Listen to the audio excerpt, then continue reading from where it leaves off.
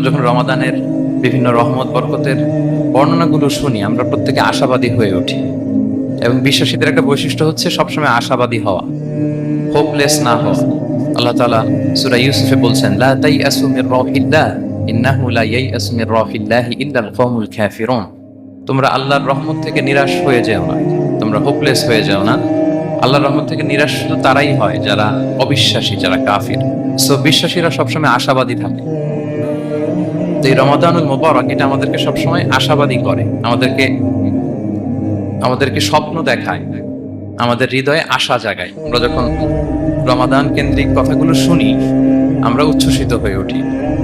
যখন বলা হয় যে এই মাস আসলে একটা নফল করলে ফরজের সমান সওয়াব, তারপর এই মাসে উমরা করলে হজের সমান সওয়াব, তো এটা শুনলে মনের মধ্যে একটা আশা যায় যে আমাদের আওয়ার রিওয়ার্ডস আর মাল্টিপ্লাইড, আমাদের যে প্রতিদানগুলো দেয়া হচ্ছে নেক কাজের, এটা অনেক বাড়ানো হচ্ছে। তারপর যখন বলা হয় যে এই মাস আসলে জান্নাত খোলা হয়, জাহান্নাম বন্ধ করা হয়, শয়তানকে শেকলবন্দি করা হয়, মনের মধ্যে একটা আশা যায় না যে না, বাঁচার একটা আশা ফিরে পেলাম, হয়তো এই দফায় আমি বেঁচে যাব, আমার মুক্তির একটা দিশা মিলবে, হয়তো আল্লাহ তাআলা আমাকে ক্ষমা করবেন এবং এই অপরচুনিটিস গুলো কাজে লাগিয়ে আমি মুক্তি পাবো ইনশাআল্লাহ, একটা আশা জাগে।